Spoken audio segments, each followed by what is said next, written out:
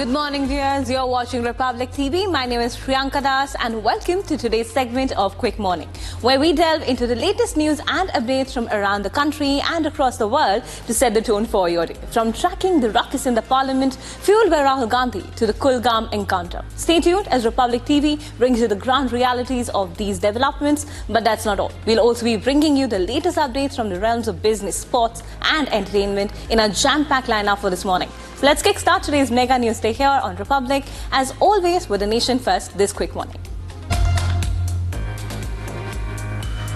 Delhi police have filed an FIR against the leader of opposition Rahul Gandhi, accusing him of physically assaulting two BJP MPs during a scuffle in the parliament premises. The complaint has been filed by BJP MPs Joshi, Anurag Thakur and Basuri Swaraj. FIR under Section 117, which is voluntary causing grievous hurt. Section 125, which is the act of endangering life or personnel safety of others. Section 131, use of criminal force of the Bharatiya Nyaya Sanhit, was registered at the Parliament Street police station. The FIR also included charges of attempt to murder under Section 109, which was later removed by the police. This incident took place during the counter-protests that broke out between the BJP and the opposition in the Parliament over Union Home Minister Amit Shah's remarks on Ambedkar. हमने श्रीमान राहुल गांधी जी के खिलाफ Delhi police में शिकायत दर्ज कराई है। उनके द्वारा शारीरिक हमला और उकसाने के लिए, ये शारीरिक हमला करना और उकसाने का काम उन्होंने किया है। हमने सेक्शन 109, 115, सेक्शन 117, सेक्शन 125, सेक्शन 131 और सेक्शन 351 के अंतर्गत उनके खिलाफ कंप्लेंट दर्ज करवाई है। BJP MPs Pratap Sarangi and Mukesh Rajput remain in the ICU at the Ram Manohar Lohia Hospital after they sustained head injuries during a scuffle with the opposition members on the parliament premises. As per doctors, both MPs were brought in with significant head injuries, wherein Sarangi was bleeding profusely from a deep cut on his forehead, which required stitches. Doctors also said that his blood pressure was high when he arrived in the hospital. Other BJP MP Mukesh Rajput also suffered a head injury. The MPs are currently under close observation in the ICU. मैं खड़ा हुआ था, राहुल गांधी एक MP को धक्का लगा, मेरे ऊपर गिर पड़ा और मैं नीचे गिर गया। किसने धक्का मारा? राहुल गांधी ने? हाँ, राहुल गांधी ने। राहुल गांधी ने धक्का मारा? राहुल गांधी। कौन सी? Moving on, BJP Rajya Sabha MP Pangon Konyak has accused Rahul Gandhi of misbehaving and pushing her during a protest in the parliament. She has filed a formal complaint against Rahul Gandhi in which she alleges that he stood very close to her, making her uncomfortable during the protest. In a letter to the Rajya Sabha chairman Jagdeep Dhankar, she has expressed her concerns over Gandhi's behavior. Konyak is a member of the scheduled tribe community from Nagaland. She also added that her dignity and self-esteem were hurt by the Congress leader. Chairman, sir, I stand with a very heavy heart to bring a matter of very grave concern to you, sir, for which I've already sought your protection. Today, while protesting, it was a peaceful protest. I was standing outside just below the staircase of Makar Door. Something happened to me which I really feel disheartened. Leader of opposition of the Lok Sabha, Sri Rahul Gandhi ji, came in very close proximity of me and I really feel uncomfortable. BJP party workers vandalized the Congress office in Mumbai's Azad Maidan following the scuffle at the parliament premises. The workers damaged furniture and threw ink on the posters of Congress leaders. The workers were also reportedly shouting out slogans against Congress while entering the office. Congress chief Mallikarjun Kharge slammed BJP for this incident and called this as a conspiracy against Congress party. Maharashtra's leader of opposition Vijay Baditebar claimed that this attack on Congress party office was a deliberate attempt to divert attention from the comments about Ambedkar made by Amit Shah in the parliament on December 18th. के office पे जाके हल्ला करना ये गलत बात है। शायद ध्यान बटाने के लिए किया गया होगा। हम इकट्ठा बैठ के उसके ऊपर सोचेंगे, लेकिन आज सुबह महाविकास आघाड़ी ने एक मोर्चा निकाला था, आपने उसको देखा। Telangana's Anti-Corruption Bureau has registered an FIR against BRS Working President KT Rama Rao in connection with alleged financial irregularities during Formula E race that was held in Hyderabad last year. KTR is the prime accused over alleged payments, some of it even in foreign currency, without approvals, as he conducted the Formula E race during his tenure. The allegations also include that 55 crore rupees was transferred from the HMDA funds to Formula E operations. KTR allegedly sanctioned funds for the race, bypassing the established procedures. The case has been booked under 4 sections of the Prevention of Corruption Act. The FIR was registered 2 days after the state cabinet gave its nod following Governor Jishnu Dev Verma giving permission to try KTR. Today, with great deal of effort, we had signed them for 4 years. Now, we had conducted a successful race in first year in 2023 February. Post that, in fact, Hyderabad, according to a Nelson report, had gotten an economic benefit of $83 million. Now, we have spent about 150 crores, including that of a private party, 100 plus crores from a private party and 40 crores from the government. But we got an economic benefit for the city of more than $83 million, which is roughly translates to about 700 crores. So this government, unfortunately, the Congress government, neither has a clue about motorsports, nor has a clue to promote Hyderabad, Telangana as a hub for electric vehicles and sustainable mobility. Karnataka BJP MLC CT Ravi was arrested after an FIR was registered against him for allegedly using an offensive word against Minister Lakshmi Hebalkar. CT Ravi was taken to police custody shortly after the minister filed a complaint against him. FIR has been filed under Section 75 of the BNS, which is for sexual harassment. Meanwhile, Ravi has denied the accusation and called his arrest a result of Gunda Raj and called the minister's allegation false. Hebalkar approached the chairman with a complaint and asked them to check the audio and video related to the incident.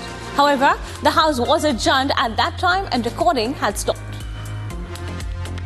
Every accused has got a right to meet his counsel during his custody in police or during his whenever he is interrogated also. In spite of that, they have not allowed us for almost 1.5 hours. Ultimately, we were allowed after lot of this thing. We told them that you are violating the Supreme Court orders, and after that they have allowed us.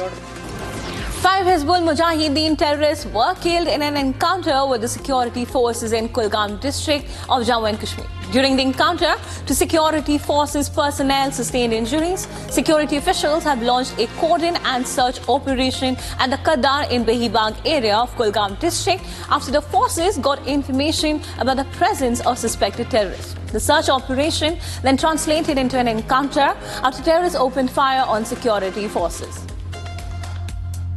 जैसा कि आप सबको पता है कि आज जो है वो काडर विलेज जो कि पुलिस स्टेशन भीबाग के अंदर आता है, ज़िला कुलगाम में है, वहाँ एनकाउंटर हुआ। उस एनकाउंटर में 5 HM के जो टेररिस्ट थे वो मारे गए।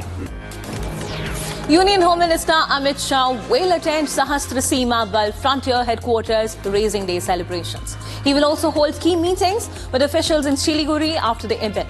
Shah will chair a meeting to review the area assessment register, focusing on border management and security along the eastern and northeastern borders. His visit comes amid the significant geopolitical dynamics between India and Bangladesh.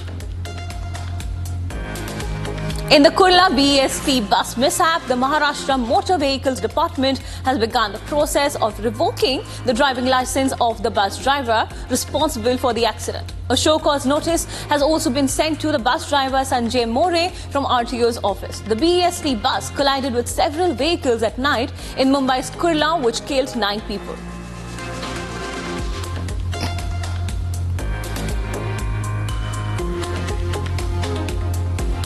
Viewers, now it's time for us to take a quick look at the top stories for the day, where we bring you the latest on India's economic landscape. From fluctuations in the GDP growth to the significant developments in trade relations and foreign portfolio investments. Stay tuned as we delve into the key highlights shaping the business world today. The GST Council is set to hold a crucial 2-day meeting in Jaisalmer on December 21st and 22nd. where it will discuss key proposals, including a report from the group of ministers on the taxation of health and life insurance premiums. The GOM has recommended removing GST on term life insurance premiums and health insurance for senior citizens and reducing the tax rate on other health insurance premiums from 18% to 5%. The Council will also consider a major tax rate overhaul for over 150 items, including adjustments to the GST on food delivery services. The GOM's report is said to be a major topic of discussion during the upcoming GST Council meeting. As India gears up for the Union Budget 2025, economist Rumki Majumdar of Deloitte India has outlined key recommendations to sustain economic growth and tackle pressing challenges. In a pre-budget memorandum, Majumdar emphasized the need for continued focus on employment generation and skill development, inflation management through supply-side reforms and strengthening India's position in global trade. She also stressed the importance of further investment in infrastructure, which has seen significant growth in recent years, to support the long-term economic development. As India sets an ambitious export target of $2 trillion by 2030, Majumdar believes the government will focus on improving the global competitiveness of Indian products. The Reserve Bank of India has urged state governments to develop clear and time-bound plans for fiscal consolidation as rising debt levels continue to pose challenges to the country's fiscal health. In its report on the state finances released on Thursday, the RBI stressed the importance of greater transparency in reporting liabilities and managing the state expenditures efficiently. While outstanding state liabilities have decreased from 31% of GDP in 2021 to 28.5% by March 2024, the report highlights that debt remains above the pre-pandemic levels. The RBI has called for states to implement a credible roadmap for debt reduction aligned with the macroeconomic objectives and to rationalize the subsidy expenditures that have caused fiscal stress. Tata Consumer Products Limited has dismissed recent rumors suggesting that Starbucks is planning to exit the Indian market. Calling the reports baseless, the company, which operates Starbucks in India through a 50-50 joint venture with Starbucks Corporation, confirmed the cafe chain continues to expand its footprint in the country. As of September 2024, Starbucks operates 457 stores across 70 cities and aims to reach 1,000 stores by FY28. Despite a widened loss in FY24, TCPL remains committed to scaling up the brand in India with a focus on long-term profitability rather than immediate store profitability. Starbucks entered the Indian market in October 2012 in a joint venture with Tata Group. The first Starbucks store in India opened in Mumbai, marking the brand's entry into a rapidly growing coffee culture in the country. JSW Infrastructure Limited, India's second largest private port operator, has outlined a Rs 30,000 crore investment plan to expand its cargo handling capacity to 400 million tons per annum by FY30. The company's strategy includes enhancing existing ports, developing new facilities, and strengthening its logistics network. Additionally, JSWIL is diversifying its customer base, with third-party cargo now accounting for nearly half of its total. The company aims to achieve net zero emissions by 2050 and is positioned with a strong financial foundation to execute these expansion plans.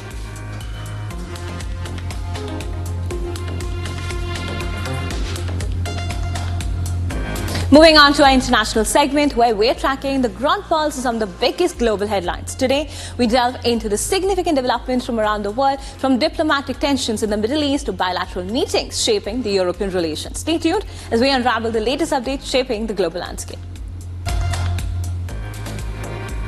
Iranian-backed Houthi rebels claimed responsibility for firing two hypersonic ballistic missiles towards the Jaffa area in Israel on Thursday. The missile strike came shortly after Israeli airstrikes hit Houthi-controlled Yemen, targeting infrastructure in the capital Sana'a and the Red Sea ports of Hudaybiyah, Salif and Ras Isa. At least 9 people were killed in the airstrikes, according to officials. Israel's military conducted the strikes in 2 waves involving 14 fighter jets targeting Houthi energy and port facilities. This marks a significant escalation in the tensions between Israel and the Houthis, who have been launching attacks on the Red Sea corridor, disrupting global shipping.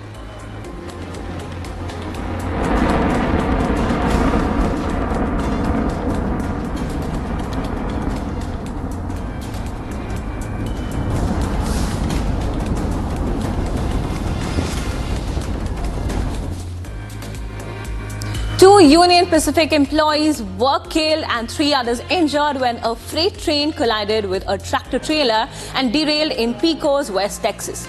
The crash, which occurred around 5 p.m., also caused damage to the local Chamber of Commerce building. Authorities confirmed no hazardous materials were released, though diesel fuel was leaked and contained. The National Transportation Safety Board has dispatched a team to investigate the incident. Images from the crash site in Pecos show that the train was hauling metal shipping containers stacked too high. Pecos has a population of about 13,000 and is about 200 miles east of El Paso and about 400 miles west of Dallas-Fort Worth.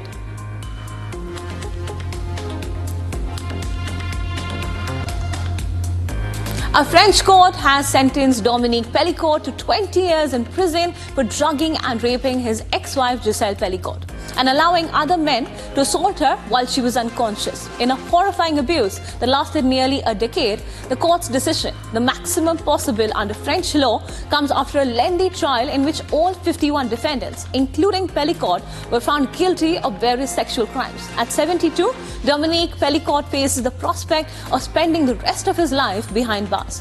He won't be eligible to ask for early release until at least 2/3 of the sentence has been served. European Union leaders meeting with Ukrainian President Volodymyr Zelensky in Brussels said that it is too early to reach a peace deal with Russia, insisting that any decisions about Ukraine's future must be made with its consent. Despite the growing concerns over Russia's battlefield gains, the European Union leaders reaffirmed their commitment to strengthening Ukraine before any potential negotiations, with many wary of US President-elect Donald Trump's stance on the war. Secretary of State Antony Blinken announced $230 million in new assistance for conflict-torn Sudan. During his likely final trip to the United Nations while in office, Blinken announced $200 million in humanitarian aid and $30 million to help Sudan with a transition back to democratic governance. Thursday's announcements brings total US support to over $2.3 billion since the fighting erupted. With the United Nations Security Council more divided than ever, Blinken is leading 2 meetings on Thursday. The United States has worked intensively with partners to provide relief to the Sudanese people, to end hostilities, to return Sudan to the path of democracy. We've been the largest provider of humanitarian aid to the people of Sudan. Today, we're announcing an additional roughly $200 million more for food, for shelter, for health care, bringing total U.S. support to more than $2.3 billion since fighting broke out last year. The U.S. has doubled its forces in Syria to 2,000 troops to support the operations against the Islamic State group. The Pentagon confirmed Thursday the increase, which has been in place for several months, involves both conventional and special operations forces. The announcement comes as the Pentagon urges Congress to avoid a government shutdown, warning it could disrupt military operations and delay pay for troops. We have been briefing you regularly that there are approximately 900 U.S. troops deployed to Syria. In light of the situation in Syria and the significant interest, we recently learned that those numbers were higher, and so asked to look into it. I learned today. House Democratic leader Hakeem Jeffries criticized President-elect Donald Trump's sudden demands for debt limit increase, calling them premature and stressing that Republicans should honor the bipartisan agreement they negotiated to avoid a government shutdown. Trump's rejection of the deal on Wednesday, just days before the funding deadline, has thrown Congress into disarray as lawmakers scramble to prevent a shutdown ahead of the holidays. Luigi Mangione, the sole suspect in the killing of United Healthcare's CEO, arrived at the federal court in New York to face an upgraded murder charge yesterday. Mangione faces new federal charges of murder and stalking, escalating the case after his earlier indictment on state charges. He agreed to return to New York to face murder charges during a court appearance in Pennsylvania, where he was first indicted after being on the run for 5 days. Russian President Vladimir Putin revealed that he has not yet met with former Syrian President Bashar al-Assad since his ouster, despite offering him asylum in Moscow. Putin emphasized that while he has not seen Assad in person, he intends to do so soon and plans to discuss the case of Austin Tyke, an American journalist missing in Syria for over a decade. Putin also highlighted Russia's broader strategy in Syria, defending Moscow's actions by claiming that the country has achieved its goals, including weakening terrorist groups that once opposed the Assad regime. While Putin denied that the shifting dynamics in Syria had undermined Russian interests, he acknowledged the ongoing complexity in Syria.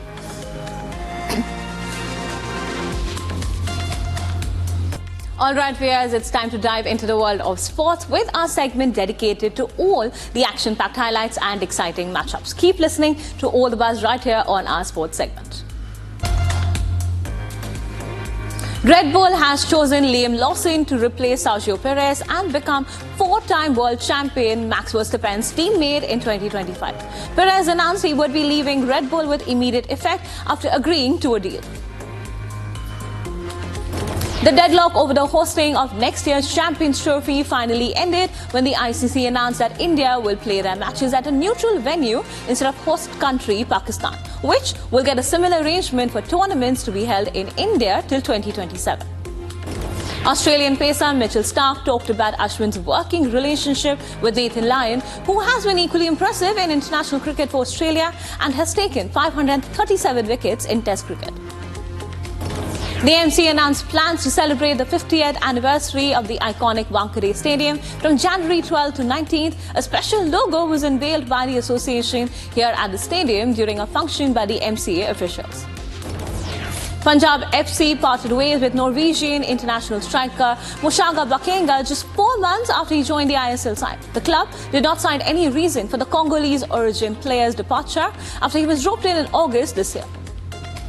The Indian men's hockey team will end the riveting year in 5th place in the FIH World Rankings, while the women's team is placed 9th in the latest released update from the FIH. The Texas-based Friedkin Group has finalized its acquisition of a 98.8% stake in Everton Football Club, adding the prestigious Premier League team to its diverse portfolio.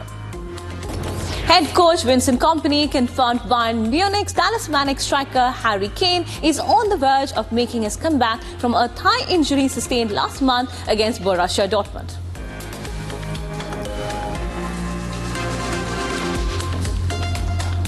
Tracking the buzz, it's time to delve into the world of entertainment from glitz and glamour. So let's get started. Although Lapata Ladies failed to make the final cut in Oscars 2025, India has now pinned all hopes on Anuja, which is being produced by Puneet Monga, set in New Delhi. The movie has been shortlisted in the category of Best Live Action Short Film. The movie highlights a critical issue of child labour in the garment sector and stars actor Nagesh Bhosle in pivotal role. After Kiran Rao's Lapata Ladies failed to secure a spot in Oscars race, several filmmakers, including Hansal Mehta, questioned the Film Federation of India's decision. They argued that Lapata Ladies was not the strongest contender and suggested that Payal Kapadia's All We Imagine Is Light would have been a better choice, to which FFI jury head Janu Barua shared reasons behind choosing the former movie and called All We Imagine Is Light technically poor. His remarks have left social media divided. An appeals court in Romania has ruled that the human trafficking case against influencer Andrew Tate and his brother cannot go to trial.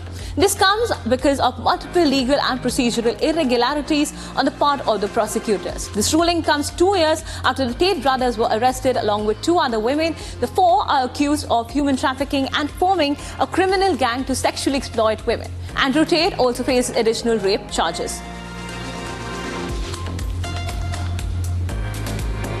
Viewers, and that's a wrap on today's edition of Quick Morning. But don't go anywhere as we bring you all the top stories from around the country and the world on Republic TV. Stay tuned.